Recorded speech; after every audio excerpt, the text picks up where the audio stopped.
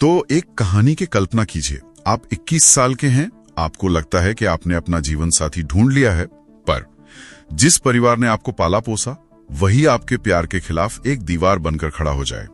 महाराष्ट्र के नांदेड़ की यह कहानी इसी कल्पना से शुरू होती है, लेकिन इसका अंत एक ऐसी त्रासदी में होता है जो हमें कई गहरे सवाल पूछने पर मजबूर कर देती है। और आज हम इसी कहानी के परतों को खोलने की कोशिश करेंगे।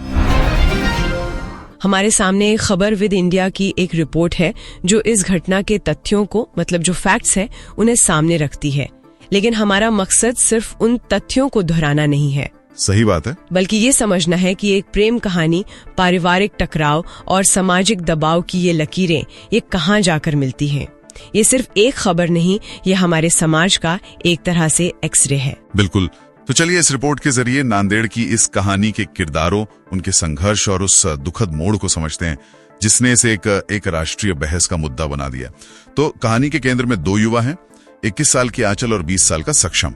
रिपोर्ट ये बताती है कि दोनों एक दूसरे को कोई 3 साल से जानते थे। 3 साल से? हाँ। एक दोस्ती जो धीरे धीरे वो प्यार में बदल गई। यहाँ तक तो ये किसी भी आम प्रेम कहानी जैसी ही लगती है। हाँ, लेकिन हर कहानी में एक संघर्ष होता है और यहाँ संघर्ष परिवार के भीतर से ही शुरू होता है। रिपोर्ट इस बात पर खास जोर देती है कि आंचल के परिवार को ये रिश्ता किसी भी सूरत में मंजूर नहीं था। और ये कोई हल्की फुल्की नाराजगी नहीं थी। रिपोर्ट में एक लाइन है जो बहुत कुछ कहती है। परिवार की असहमति धीरे धीरे तनाव में बदलती गई। ये धीरे धीरे शब्द, हाँ, ये धीरे धीरे शब्द बहुत महत्वपूर्ण है। ये बताता है कि ये एक लगातार चलने वाला बढ़ता हुआ टकराव था, कोई एक दिन की बात नहीं थी। और एक बात जो मुझे यहाँ पर खास तौर पर चौंकाती है वो ये है कि आंचल ने अपने परिवार से कुछ छिपाया नहीं था। रिपोर्ट के मुताबिक उसने साफ साफ अपने परिवार को बता दिया था, बिल्कुल, कि वो सक्षम से ही शादी करना चाहती है। बिल्कुल, मतलब उसने बातचीत की कोशिश की, अपनी पसंद को सामने रखा। मेरी मांग इतनी ही है कि मतलब मेरा सक्षम जिस तरीके से मरा है तड़प तड़प कर, इन्हें भी ऐसी ही मौत आनी चाहिए। सो प्लीज इन्हें कड़ी से कड़ी सजा दीजिए। तो यहाँ रहने का जो फैसला किया, यहाँ रहने का आपने फैसला किया, जिंदगी भर यही रहोगे सक्षम के घर पे? यही रहूंगी, मैंने उससे शादी की है। उसके अलावा किसी की नहीं हो सकती ना। मैं यही रहूंगी उसके मम्मी पापा के साथ, उनको संभालूंगी बस। लेकिन ऐसा लगता है कि सामने से संवाद के सारे दरवाजे बंद थे। और यहीं पर हमें थोड़ा और गहराई में जाने की जरूरत है। देखिए, ये टकराव सिर्फ परंपरा और आधुनिकता का नहीं होता है।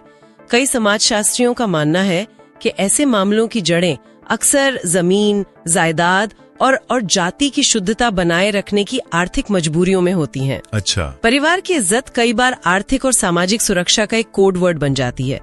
रिपोर्ट हमें इसकी वजह तो नहीं बताती, पर परिवार का इतना मजबूत विरोध इस बात की तरफ इशारा करता है कि दांव पर सिर्फ भावनाएं नहीं थी, शायद कुछ और भी था। हाँ, शायद कुछ और लगा था। मतलब ये कि ये सिर्फ हाँ या ना का मामला नहीं था। इसके पीछे शायद सामाजिक ढांचे और कुछ आर्थिक वजह भी थी जो उस तनाव को उसको और बढ़ा रही थी। ये समझना जरूरी है क्योंकि यही वो नींव है जिस पर आगे की दुखद घटना टिकी है। बिल्कुल, जब संवाद पूरी तरह खत्म हो जाता है और एक पक्ष अपनी बात पर अड़ जाता है तो कहानी अक्सर एक खतरनाक मोड़ लेने लगती है। और यहाँ भी ठीक वैसा ही हुआ। और वो मोड़ दिल दहला देने वाला है। रिपोर्ट के मुताबिक सक्षम की संदिग्ध परिस्थितियों में मौत हो जाती है। हाँ। ये 2 शब्द, संदिग्ध परिस्थितियां, इस पूरी कहानी का रुख बदल देते हैं। ये एक सामान्य मौत नहीं थी, इस पर शुरू से ही सवालिया निशान थे। हाँ। और यहीं पर आंचल एक ऐसा कदम उठाती है जिसके लिए मतलब अकल्पनीय हिम्मत चाहिए। वो सीधे सीधे अपने ही परिवार पर आरोप लगाती है। ये इस कहानी का सबसे विस्फोटक पहलू है। आंचल का आरोप है कि सक्षम की मौत कोई हादसा या आत्महत्या नहीं, बल्कि उसके पिता और भाइयों की साजिश का नतीजा है, जो इस रिश्ते के खिलाफ थे। अपने ही पिता और भाई। हाँ, ये एक ऐसा आरोप है जो एक पारिवारिक ट्रेजेडी को एक बेहद गंभीर आपराधिक मामले में बदल देता है। इस पॉइंट पर एक पल के लिए रुकना जरूरी है।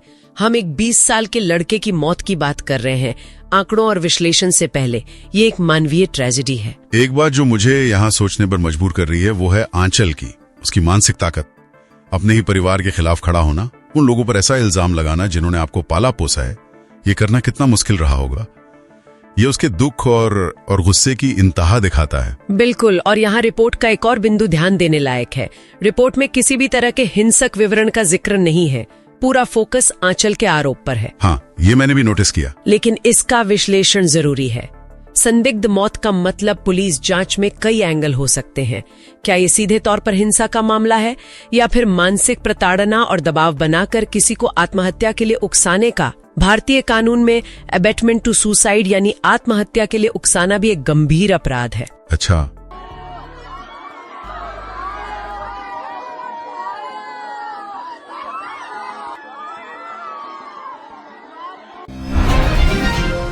ये उसके प्यार, उसके संकल्प और शायद उसके मौन विरोध का सबसे शक्तिशाली प्रदर्शन था। और ये निजी प्रदर्शन निजी नहीं रहा। जैसे ही इसकी तस्वीरें और वीडियो सोशल मीडिया पर आए, एक तरह का डिजिटल विस्फोट हो गया। रिपोर्ट कहती है कि लोगों की प्रतिक्रियाओं की बाढ़ आ गई। हाँ, और यहीं से इस कहानी में एक नया और बहुत शक्तिशाली किरदार जुड़ जाता है, सोशल मीडिया। और ये बाढ़ एक तरफा नहीं थी। जैसा कि रिपोर्ट में इशारा किया गया है, सोशल मीडिया पर तुरंत अलग अलग खेमे बन गए। एक तरफ वो लोग थे जो आंचल के दुख और हिम्मत के साथ खड़े थे, उसे इंसाफ दिलाने की मांग कर रहे थे। राइट। दूसरी तरफ वे लोग थे जो परिवार के फैसले पर सवाल उठा रहे थे। और एक तीसरा ज्यादा विश्लेषणात्मक वर्ग था जो इसे किसी एक परिवार की कहानी के तौर पर नहीं, बल्कि ऑनर, परंपरा और व्यक्तिगत आजादी की बड़ी लड़ाई के प्रतीक के रूप में देख रहा था। ये दिलचस्प है कि कैसे सोशल मीडिया एक व्यक्तिगत त्रासदी को एक सार्वजनिक केस स्टडी में बदल देता है। आंचल के लिए जो उसके अटूट प्रेम का प्रतीक था, वो इंटरनेट पर आकर हजारों लोगों के लिए बहस का मुद्दा बन गया। लेकिन क्या इस ऑनलाइन समर्थन का कोई फायदा भी होता है? ये एक दो-धारी तलवार की तरह भी तो हो सकता है। बिल्कुल, ये एक दो-धारी तलवार है। एक तरफ इसने इस मामले को वो तवज्जो दी जो शायद इसे वैसे कभी नहीं मिलती।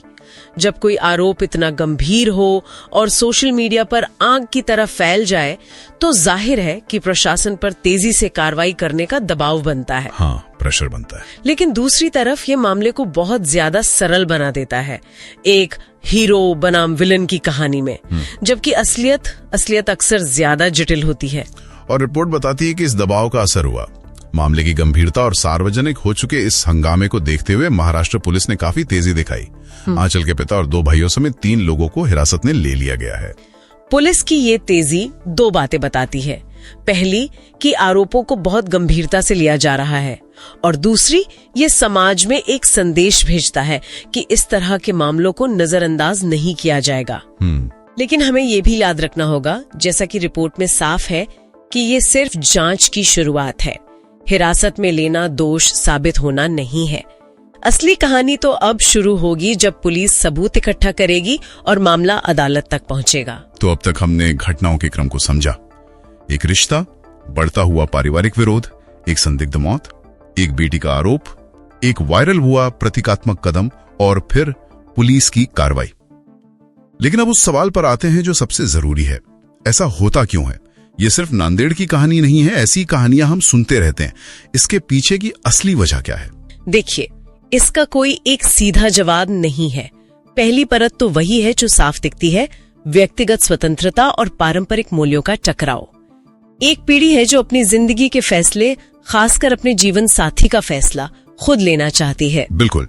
और दूसरी तरफ परिवार और समाज है, जिसके लिए ये फैसले व्यक्तिगत नहीं बल्कि सामुदायिक होते हैं।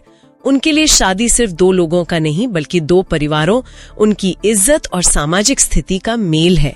लेकिन क्या ये सिर्फ परंपरा और इज्जत का मामला है, या इसमें वो डर भी शामिल है कि समाज क्या कहेगा?